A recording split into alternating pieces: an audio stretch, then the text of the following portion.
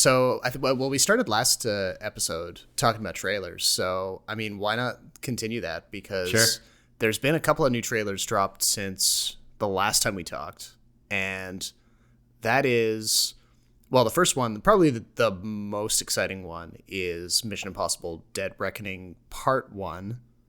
Long name. You were saying not a good name. No, it's not. Like, all the Mission Impossible titles have really dumb subtitles. Yeah. I would be a lot happier if they just numbered the movies. And yeah, but then that gets a little unwieldy. Yeah. Because I don't even know what we're at. Like, Mission Impossible 7? 7. So, I mean, it's catching up to Fast and Furious pretty quickly. Yeah. At least they were numbering them all the way up through 3, weren't they? Yes. Yeah.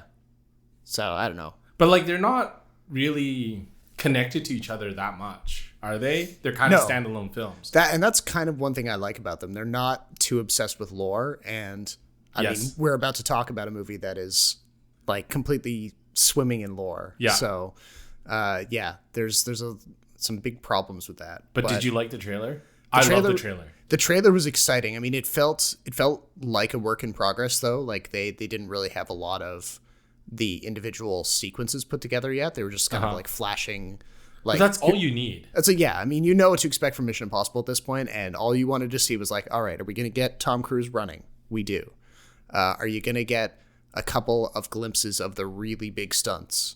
We do. They run a train off a bridge in the style of like, what was the famous silent film, The General, with Harold Lloyd, I think?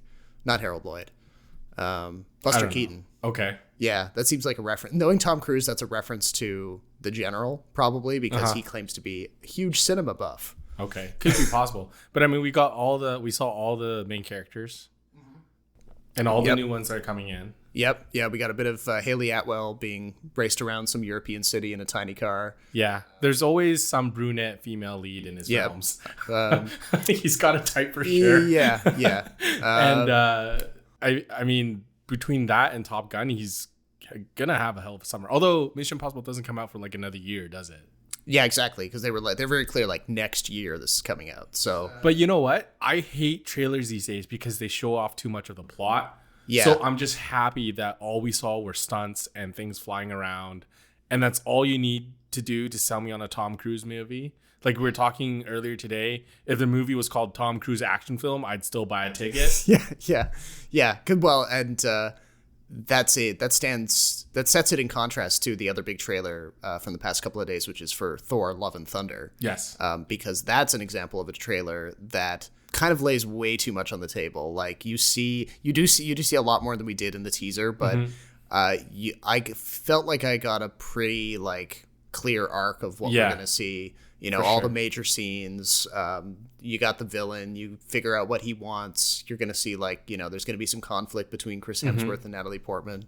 Yeah, there's a villain arc, there's a main character arc, there's a love interest arc. Yeah, the whole thing is in the trailer. So yeah, exactly. Although, I mean, Christian Bale, I'm really interested to see what he does as the villain, because it looks like he's kind of hamming it up, which I really like. Yeah. I like the cinematography where, like, Thor's world is very colorful, and then you go to Christian Bale. I think his name's, the character he plays is Garf or Gorf or something like that. Yeah, but he's like a throaty sound, like something makes you want to throw up. But I like how his world is more monochrome, more black and white. Yeah. I still think Natalie Portman is a very uninteresting actress sometimes.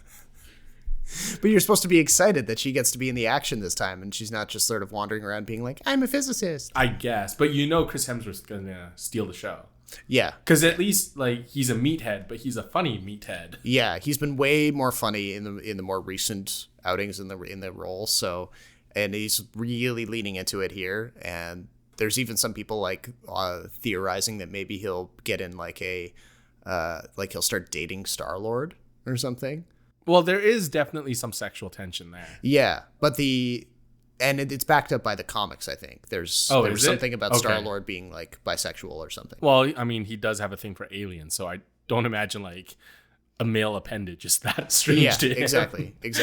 I don't think Marvel will go too far down that route because obviously because they can't show in China. And they're even the American cut doesn't get like any kind. Yeah, and they never have any real like sex or romance in any movies that they make anyway. So yeah, true. I mean, the last time we had a sex scene in a Marvel movie in that terrible, boring one, what was it called?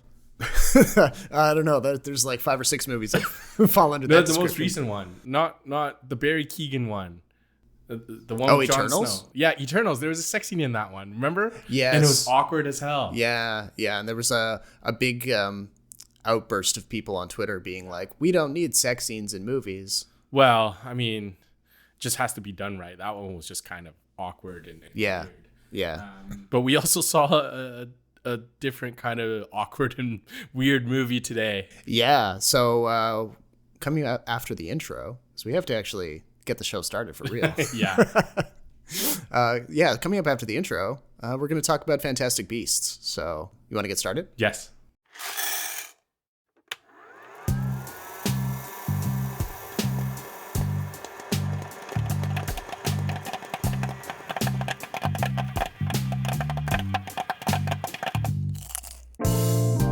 Welcome to the Extra Buttery Podcast. It's a show about movies, TV, anything with a story and actors on a screen, really. Join Jason Chan and Robert Snow's free-flowing conversation with deep dives into characters and plot with the occasional salty opinion. So get your popcorn, I got mine right here. Let's start the show!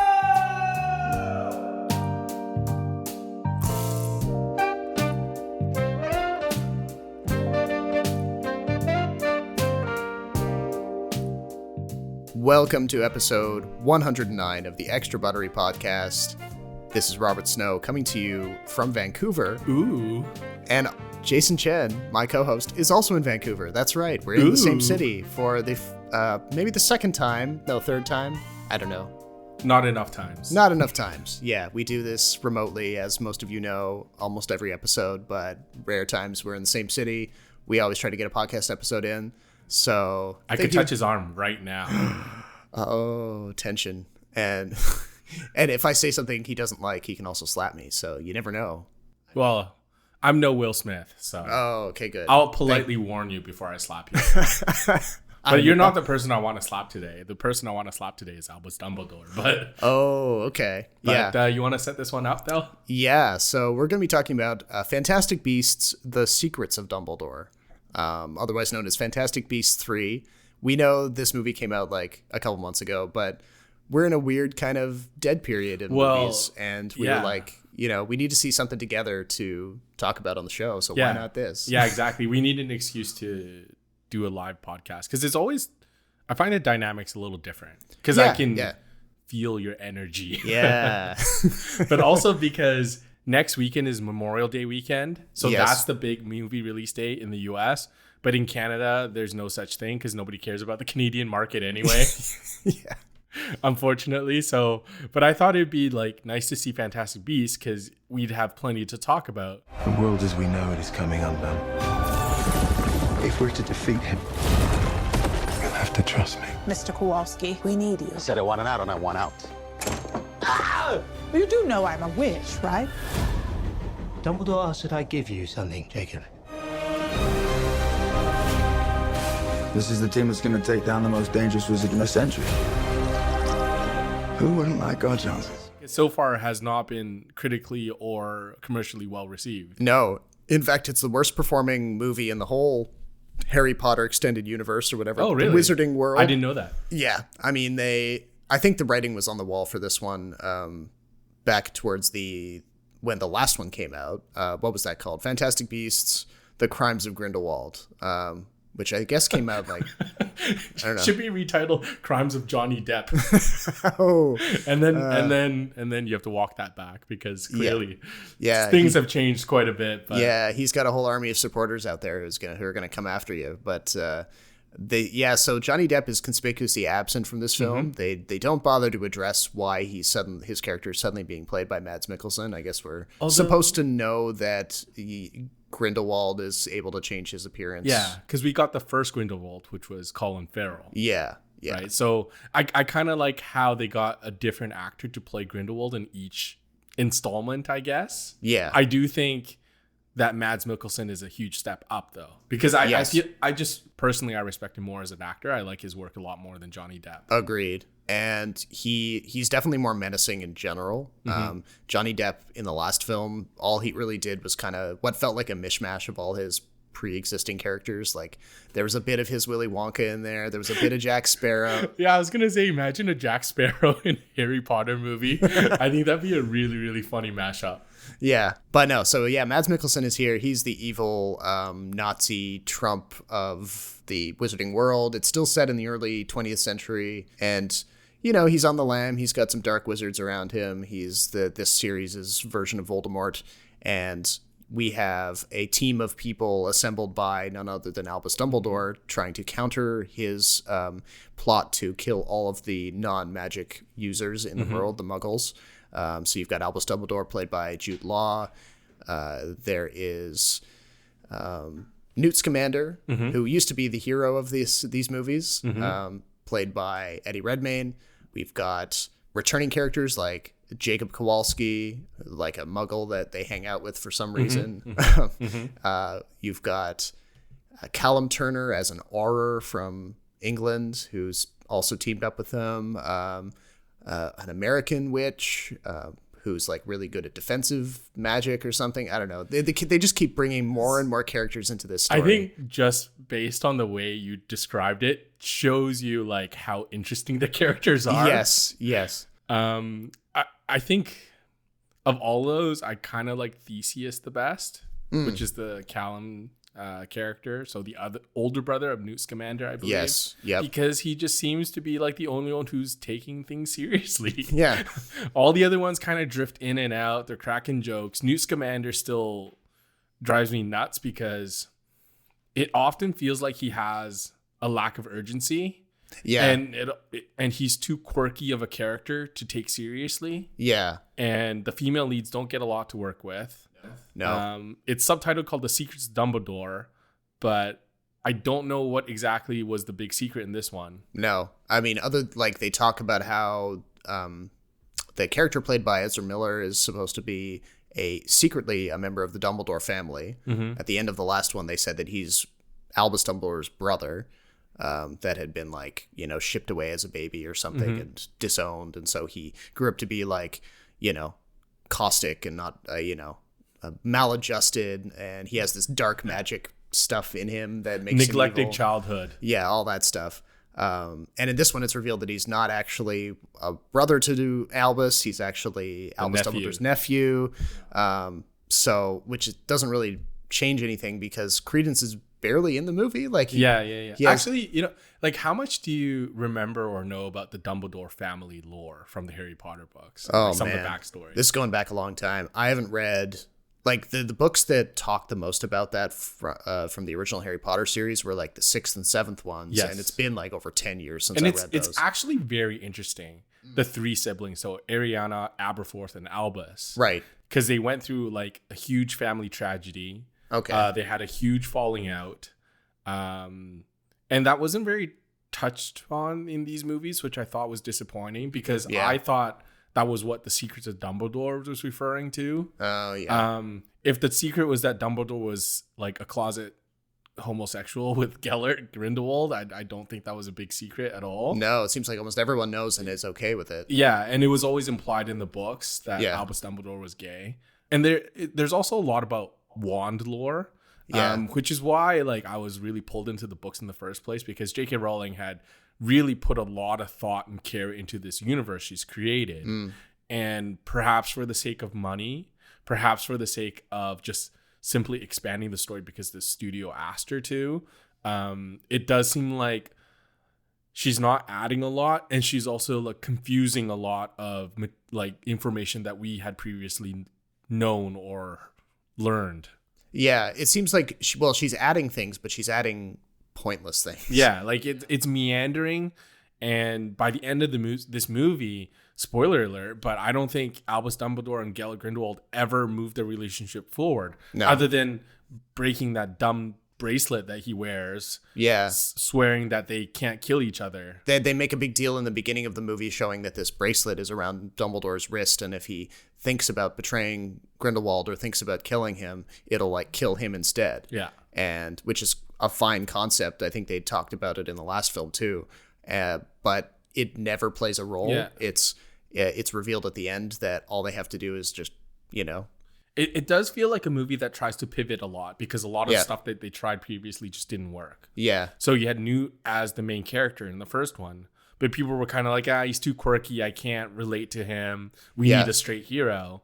And then they're like, well, who is the most interesting character in the Harry Potter universe? Albus Dumbledore. They introduce him, and then he becomes a main character, but he also becomes like the main infallible hero. There's a part in the movie where like he's basically implied to be like the purest of heart. But if you go back and read the books, this guy was a complete dick to Harry Potter. Yeah. Like he had no regard for Harry Potter's safety. Yeah. And he did a lot of things and obscured a lot of things for his own personal gain or what he thought was the greater good without, consulting everyone else. Like there's there's a lot of arrogance behind Albus Dumbledore. Yes. I didn't get that in this movie. It seemed like he was too collaborative. There was a part where like he explains what each person has to do without telling them why they have to do it. And they kind of follow him blindly. And I was like, okay, fine, I'll give him that. But the plan he came up with was super dumb. Yeah, it was really it was not complicated. It was not complicated. I think at the beginning he tells Theseus, Commander, he's like, I need you to trust me so much that even when you think that everything tells you to betray me, I need you to still stick with me. And Theseus has never met with a single instance where that would be. Yeah.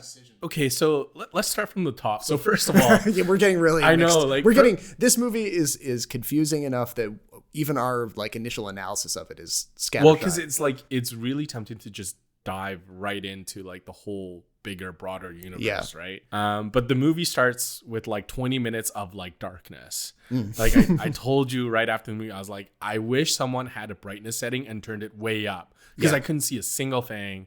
I was falling asleep. Everyone's wearing like it looked like industrial London. I think that's where it was set. Yeah. And so everything was like gray, cobblestone. There's a plot point about Phoenix ashes. Briefly. And then just everyone's wearing like dark wool and it was hard to tell what was going on. And if you think back to the first movie with Fantastic Beasts, it was very colorful. You had all sorts of like bright, colorful creatures. The first creature we see in this one is shrouded in darkness. I had no idea what color it was until the very end. Yeah. It has like a glowing, like it's this deer-like thing that's supposed to be able to tell people who is the most pure and who's the most evil. With like a reptile-ish skin. Yeah, but it has like a glowing thing inside it, which doesn't really serve any purpose. Yeah. It's just supposed to look magic-y. Yeah, and then you're introduced like to the whole slew of characters, which is fine. There's one character, the female witch. Lanny? Yeah. Lally. Sorry. Okay. Lally Hicks. Okay. And within like a span of 20 seconds, she like summarizes the whole plot from the first and second movie. And I thought that was really funny. I was like, sort of spreading my hands in disbelief in the theater because I'm like, why would she tell this information to this particular character? He knows all of this. This is such like a screenwriter trick to kind of catch the audience up to speed. So this movie we should mention was written by J.K. Rowling and Steve Kloves, who have worked together.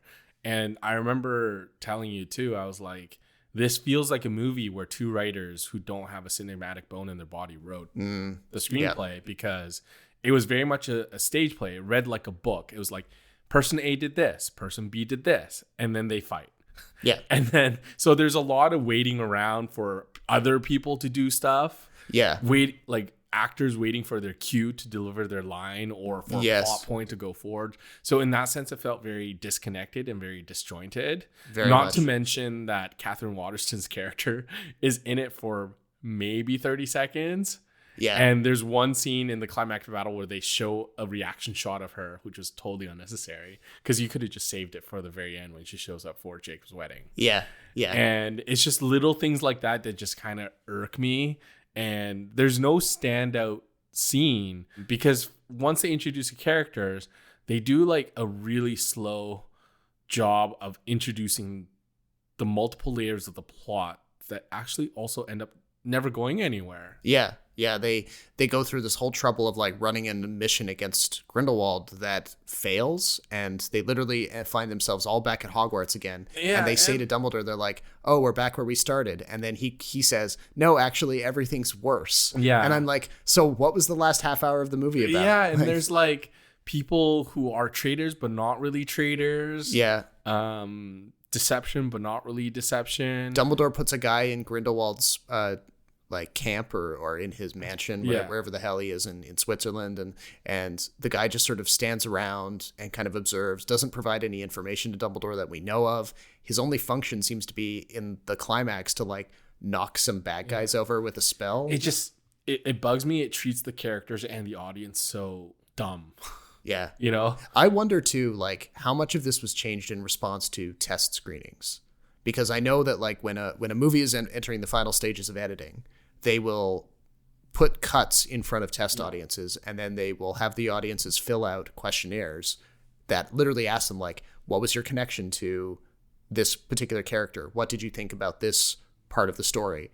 And depending on what answers they get back, they will literally change the movie in response. So this sort of feels like a movie that was focus grouped to death, where they had storylines going one direction, but then in response to this audience feedback, they literally changed it. And so we end up with like, yeah, I mean, that's fair because they imply a tension between Aberforth and Albus, which is fleshed out quite a bit in the books. And it's a very interesting sibling rivalry / relationship.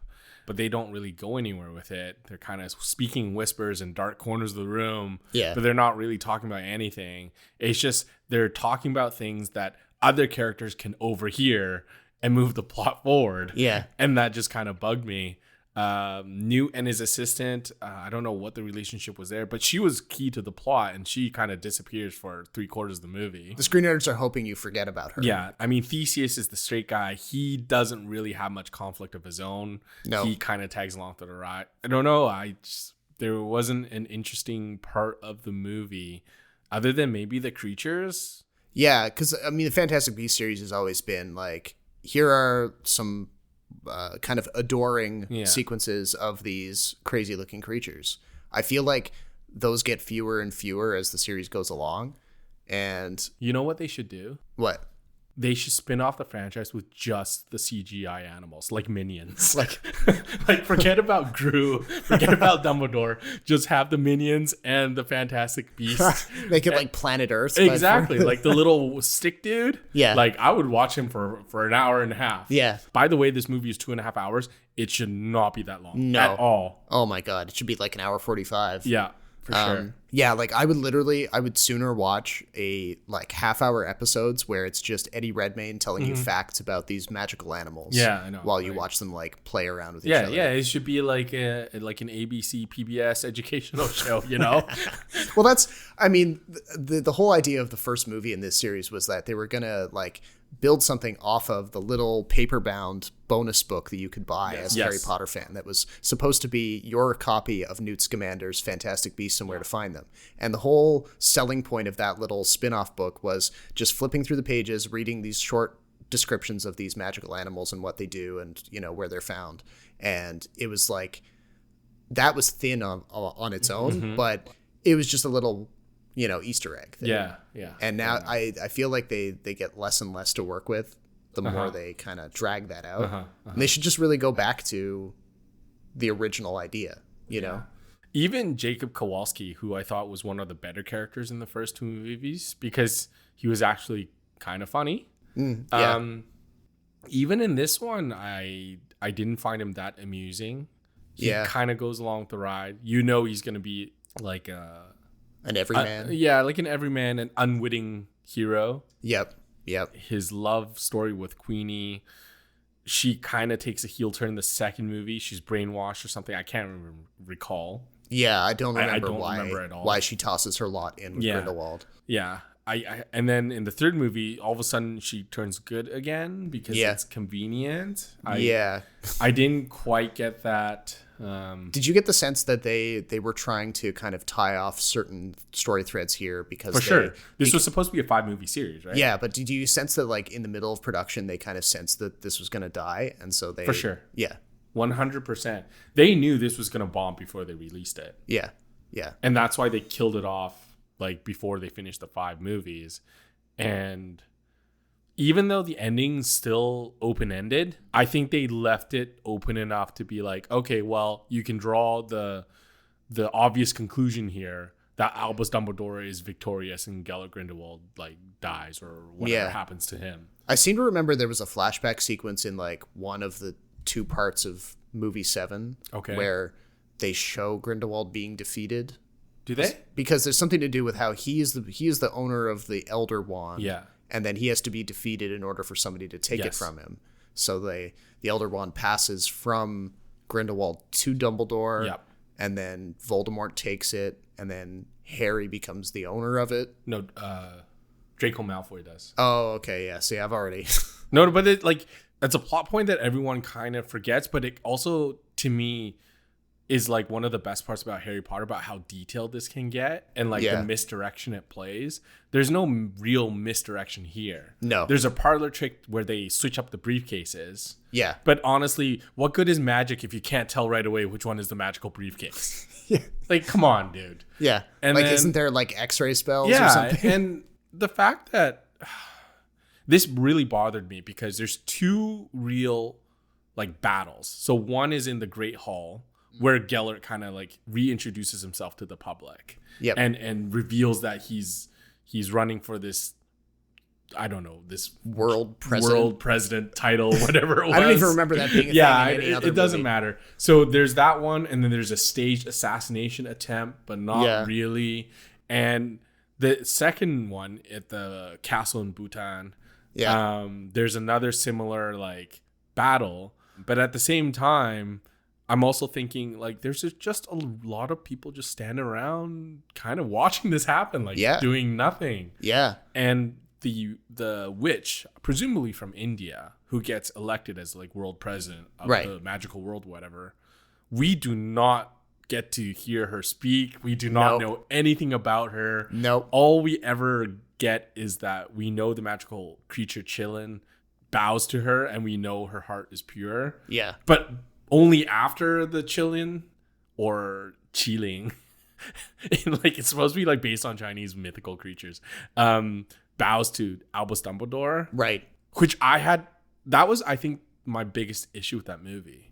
Really? Albus Dumbledore is not pure of heart.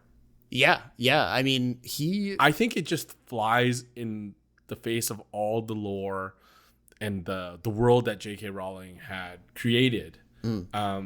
Dumbledore, I think, is a very interesting example because when the movies were first released, people were like, oh, this guy's like a mentor. He's a teacher. He's great. He's shown Harry the ropes.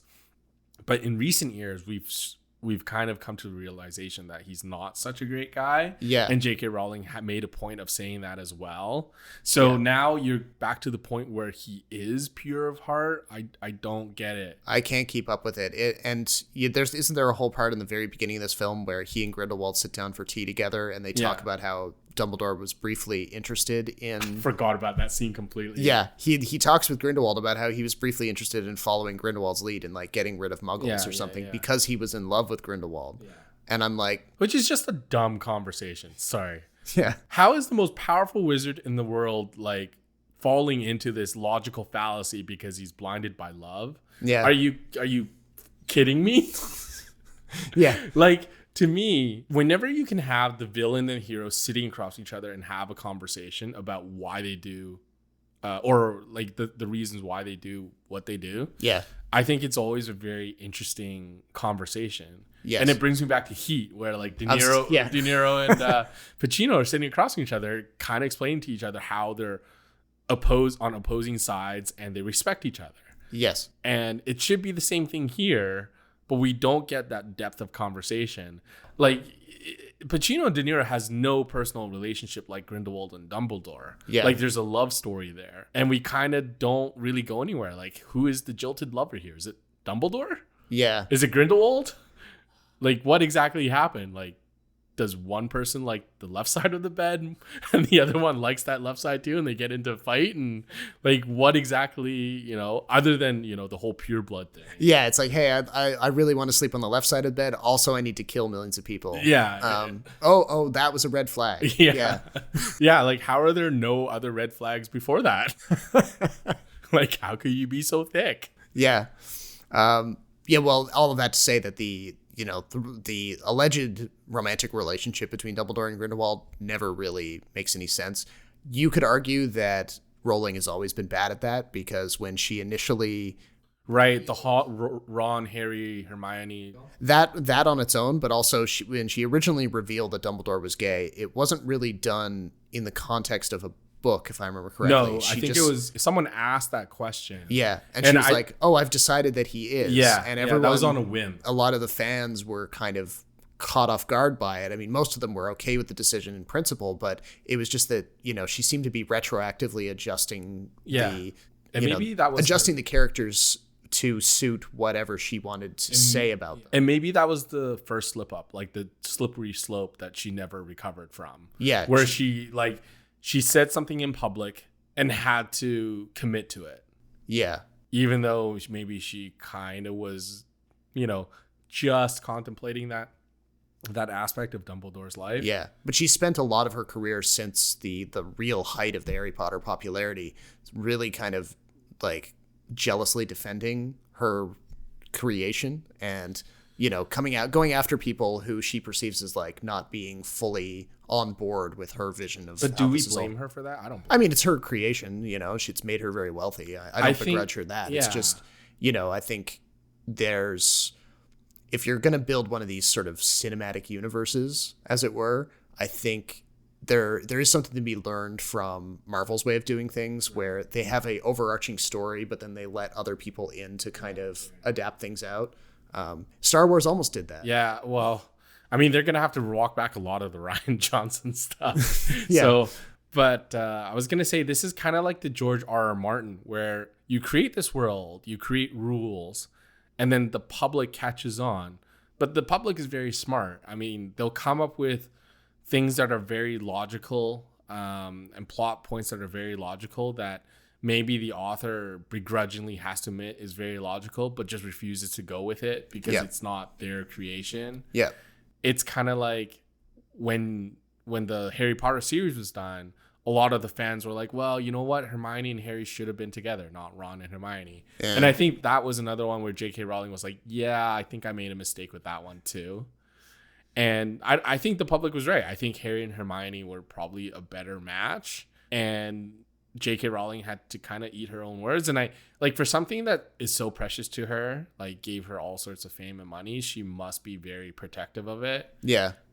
So I don't blame her for that. I just blame her for writing a horrible screenplay. Yeah. And well, obviously there are things in her public life that, yeah, that's like besides the that's point. Beside the point. I mean, we're just talking about the movie. Exactly. I don't know how to say it. Like, the plot moves from one point to the next fine, but it's just disjointed. Like the action, the dialogue, the way it's edited. There's one scene where there's two different angles of Mads Mikkelsen's face of the reaction shot when like the Phoenix flies over his head, I think. Oh yeah. And then there's a part where like the ash lands on his face, and then the next scene the ash is gone. Oh, I don't know if you noticed that. No. Okay. Well, it seems like you said, it's probably just edited differently in its original version. Yeah. And then the theatrical version, they had to make changes. Yeah. And they didn't have that shot of him without the ash. No, I guess or not. But I guess you could have CG'd in, but whatever. It's too bad because I think they did some things quite well. Like the whole production design is very good. Like other than the first 20 minutes being really dark, I had no problem. But that's a David Yates thing. I didn't like the later Harry Potter movies because they were really dark. It's difficult to see what was going on. They're sometimes. Like, people won't believe us that it's like a global crisis unless everything is the shades of gray. Yeah, and it just kind of gets depressing sometimes. Yeah, and the other thing that really got me about this movie is just the weightlessness of all the effects. Mm-hmm. Like, you know, you go to a Wizarding World movie, as they like to brand them, to see the magic stuff happen. Yeah, you know, and it felt like, especially in this movie, nothing really mattered, nothing landed, because like duels would happen in these kind of mirror universes that I didn't get that. You know, it was kind of intended so that no random bystanders or property would get hurt, but all that did is kind of remove all the stakes and make it so that like, okay, nothing we see really matters. It's all just sort of like magic. They never really explained that though, right? No. I think this was the first time we really saw it in any great, detail, but it was everywhere. Like the battle between Dumbledore and Credence was, at first you're like, oh my God, Credence is tearing up the streets of Brooklyn or wherever the hell they are and ripping things up, smashing through trolleys, like clearly killing dozens of people in the process. And then Dumbledore like snaps his fingers and then it's revealed that none of it is really happening. And I'm like, okay, so I just shouldn't care about any of that then, Same thing with the final, the final battle between Dumbledore and Grindelwald was the same way, where they slip into the side universe. Everyone else is busy focusing on the chillin' bowing to the lady. Yeah. And meanwhile, Dumbledore and Grindelwald are having this mega duel in the background. No one notices. It's all happening in this kind of brightly lit, empty world, and then they reach a stalemate and nothing happens again. Can I also just point out like a huge logical flaw by giving the animal such power? Imagine if we like name presidents of the world by using groundhogs. Yeah. Or I was gonna say baby squirrels. Could you imagine? Yeah. It seems like they've just all decided, oh, these creatures have the ability to tell good from evil. I was like, really? What if I gave this creature like a really yummy snack? I bet you would pick me. I'm sure these animals can be easily bribed or manipulated. And they made a big deal about how there were like 2 Chillins that were born. And then so the one that Gellert Grindelwald used to pick him was bewitched and whatnot. Yeah. So I was thinking to myself, when the second one, the living one, showed up, if you were Gellert Grindelwald, wouldn't you just like on the spot be like, fake, and then just kill it right away? Yeah, exactly. Yeah. He does. Like he waits for it to make its pick. Not only make its pick, make its 2 picks. Yes. He just sits there and watches, and you would think that like, he'd been just elected by the other one, and he's very respectful of this bizarre election process that they follow. And his lackeys who like rig the vote, quote unquote vote, because it's not really a vote. No. I mean, it's basically authoritarian to this one creature. Nothing happens to these lackeys. No, it's really odd to me. Even though they're allowed to like run around in public spaces, like knocking people out or killing them.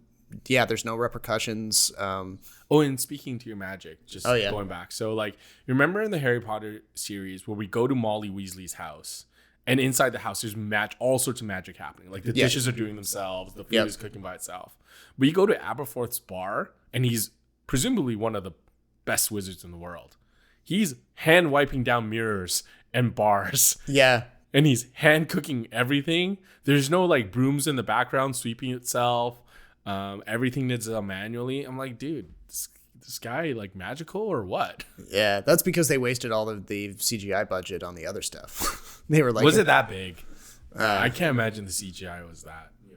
I mean, they definitely spent a lot of money on it. I think what this film cost like at least $100 million. Well, I'm sure marketing was part of it. Yeah, but like whenever the wands cross streams, I just kind of laugh because it looks so funny with all the foam coming out. Yeah, the foam and the bubbles, and then when they're like shooting like blue fireballs out of it or whatever. Yeah. I'm always like, what spell is that exactly? Because we only get one. We know the green one's the death spell. Yes. Because that's in lore. And we know the Crucio is the red one. Well, it's the one that tortures people. Yes. So that's the one they use on Jacob. So we know those. But the other ones are like, okay, it's kind of like the superhero thing where we don't know which spell is more powerful than the other. Yes. We don't know which character is more powerful than the other. There's a difference in power dynamic for sure. I just don't know how it works. Yeah. There is one scene, I think the most effective scene where there's any dueling happening is when Theseus and Professor Hicks are dueling against a bunch of Grindelwald's people. And They make things fly around. Yeah, and it's shot in the style of like a Western. So you have all the townspeople kind of scurry away and they hide behind the shutters, and then they have like, bad guys are up on the rooftops and in the balconies, and then so they're shooting spells back and forth and everyone's falling down. That was like reasonably well done. But yeah, to your point, you don't know what spells they're doing because it just seems like every spell they throw, it's like people are pushed. Yeah.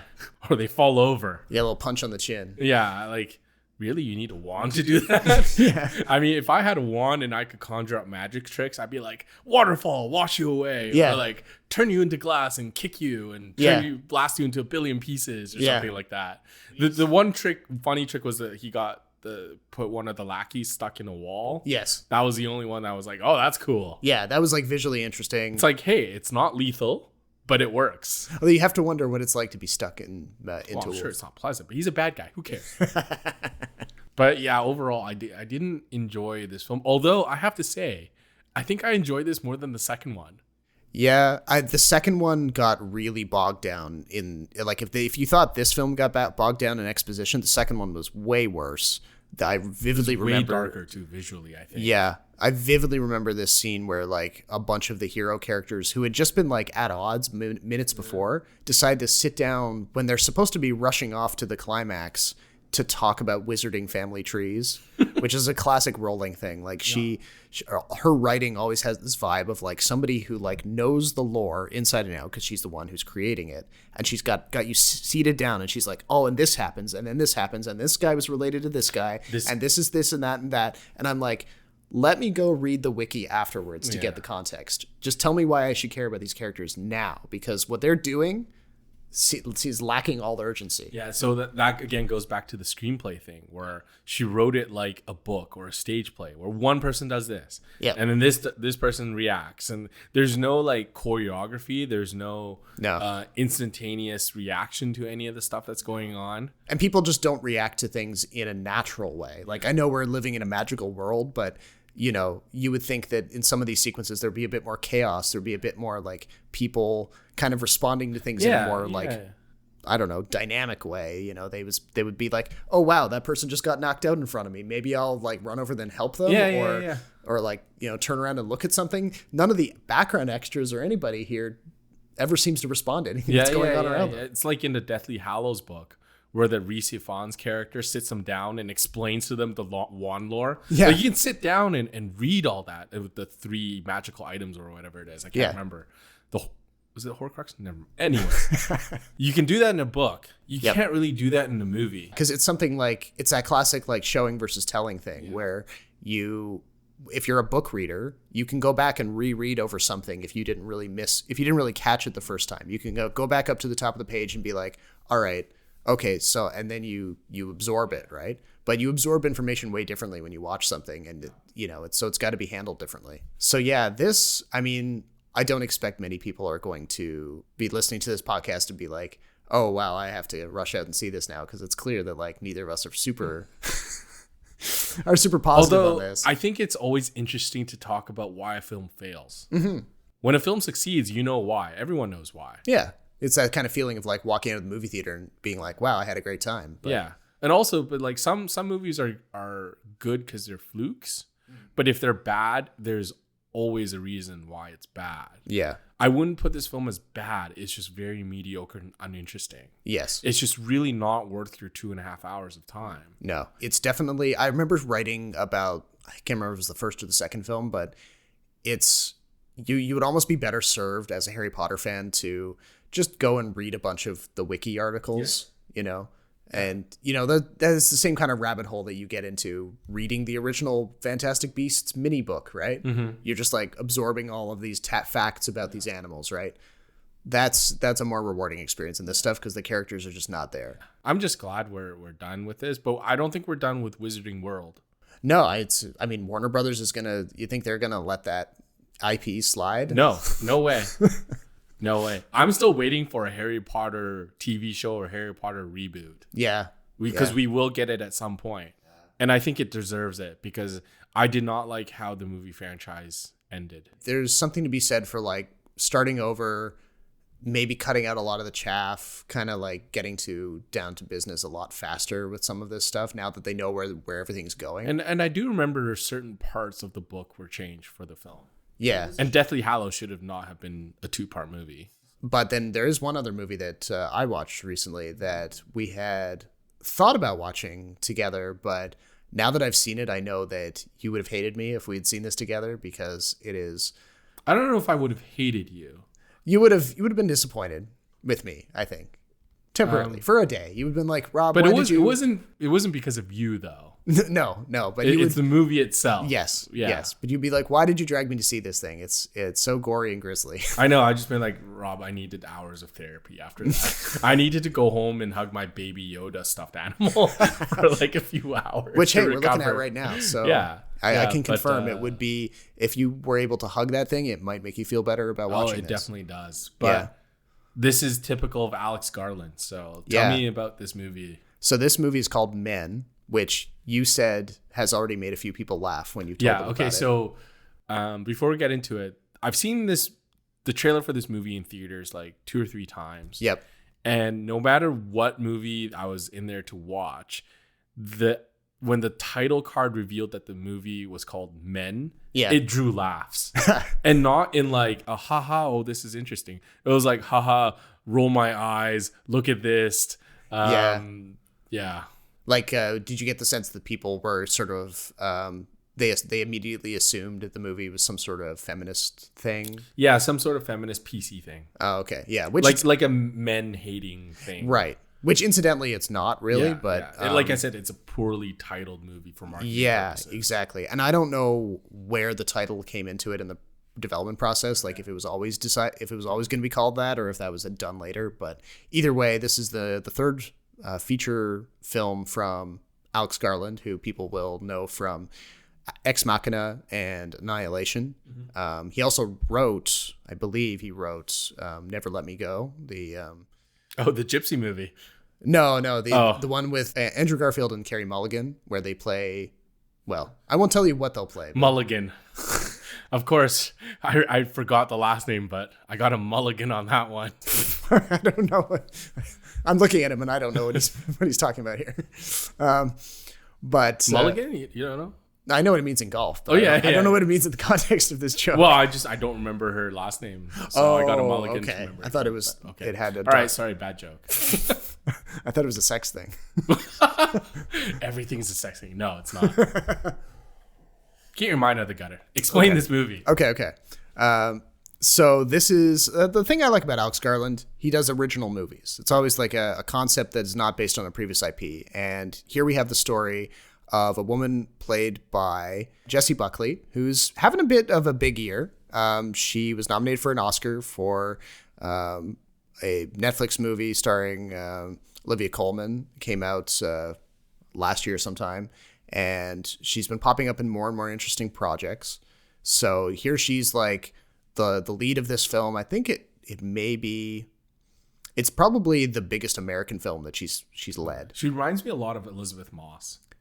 A little bit. She's less creepy than Elizabeth Moss, I would say. Okay. But she's playing a woman who has recently lost her husband. Her husband is seen in the movie. He's very unstable. She was planning to divorce him, and he commits suicide. He jumps off the building, and he makes sure that she sees him do it because he's very unstable. He wants to punish her. So she decides to. Great guy. Yeah. It's he's revealed to be a pretty messed up dude, but she decides, in the wake of this death, she's going to take a 2-week vacation in the English countryside, try to decompress. And when she gets out there, she discovers that this beautiful country house that she's staying in seems to be haunted by something. You must wonder why you drove him to it. Why, I didn't drive him to it. I thought it'd be true. But if you had given him the chance to apologize, he'd still be alive. Alex Garland has never been one much.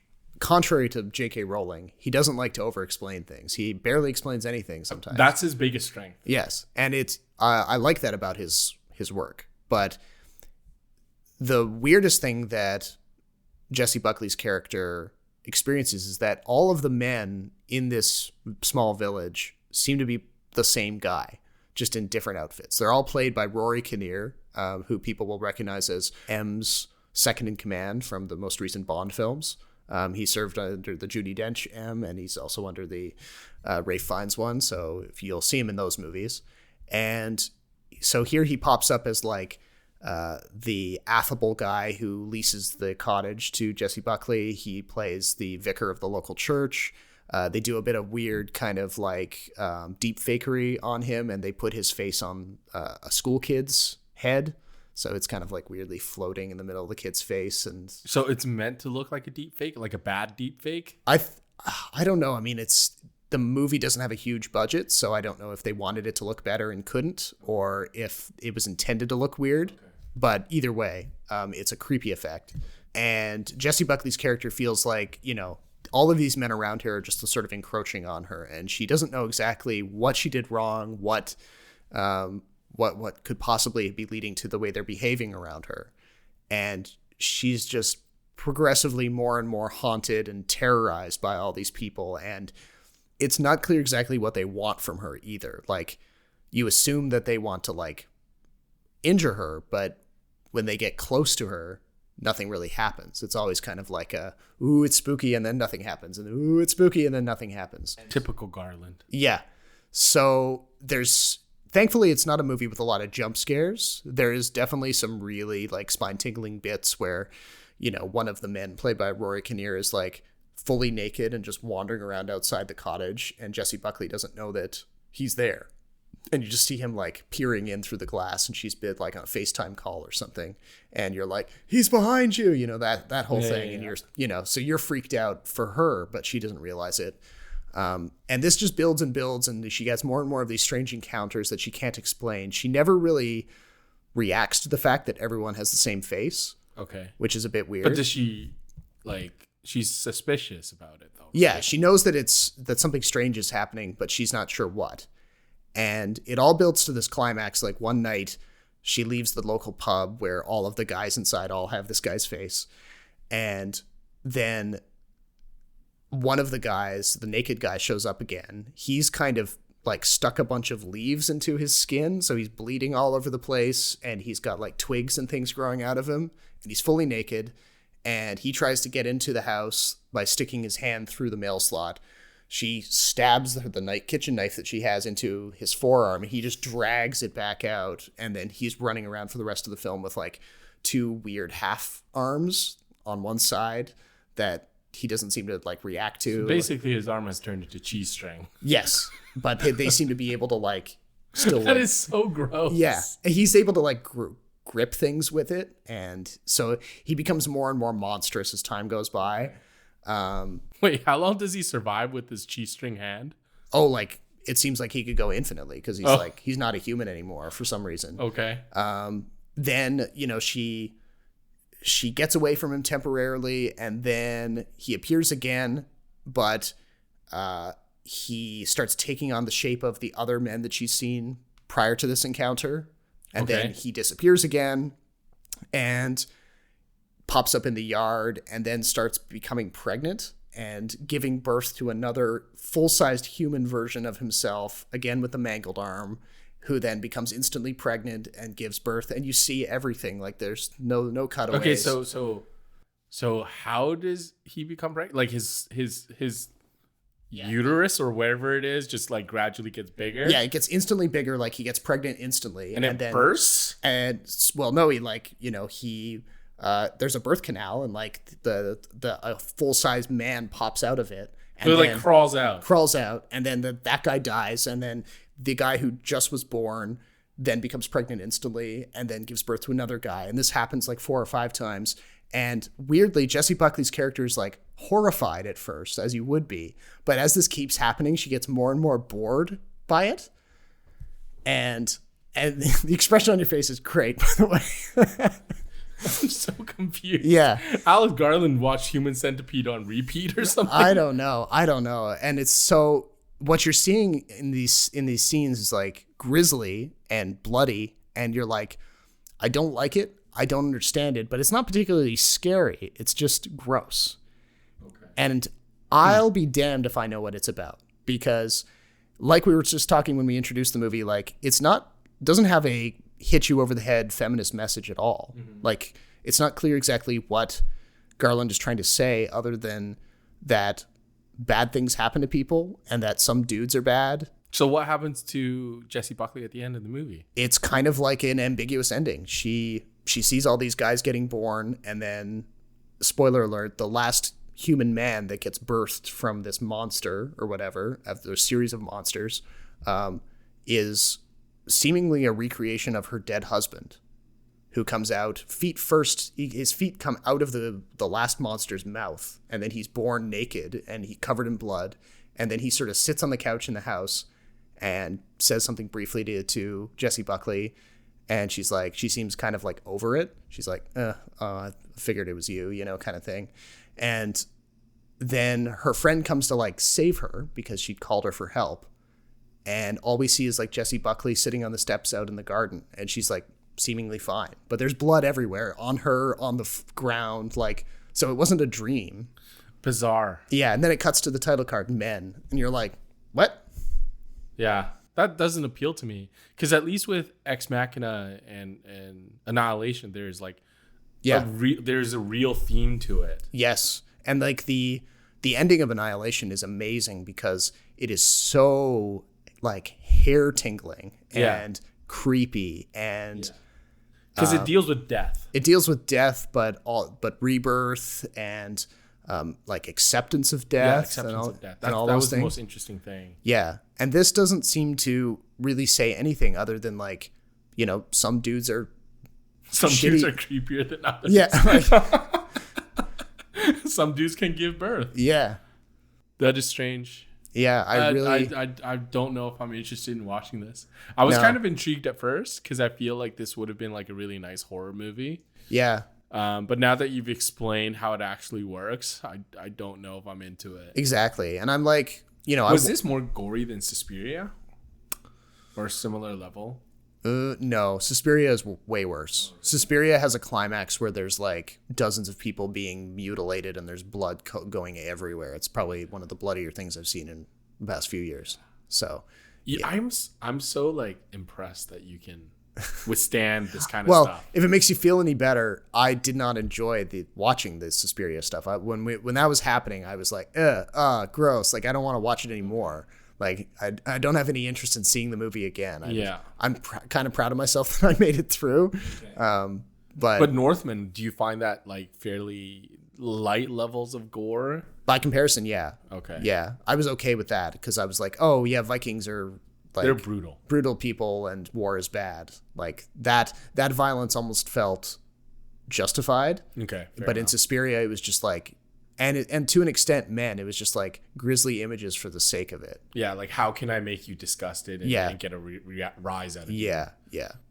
I'm on board with like horror movies in general, as long as they're like artfully told and it doesn't feel cheap. Like, it's a movie that is using the violence for a reason. I will say the most scary horror movies I've ever seen were scary because of like the suspense, not the gore. Yeah, and that's where Men is actually good. Like before you see any of the really gory stuff near the end, it's the tension around what these men want from Jessie Buckley's character that makes them scary. All right, fair enough. Well, too bad. Yeah, we got two movies that we can't really recommend people see, but it was fun to.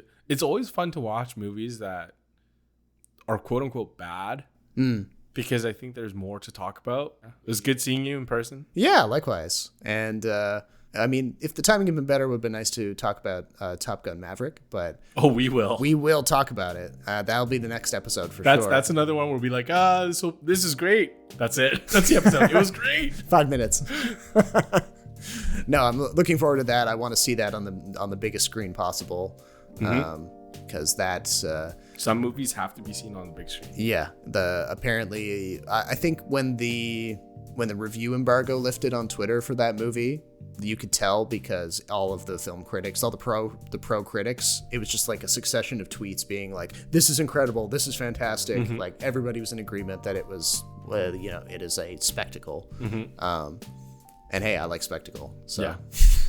But yeah, until the next episode, my name is Robert Snow in Vancouver. And my name is Jason Chen in Vancouver. Thanks for listening, and we'll talk to you next time.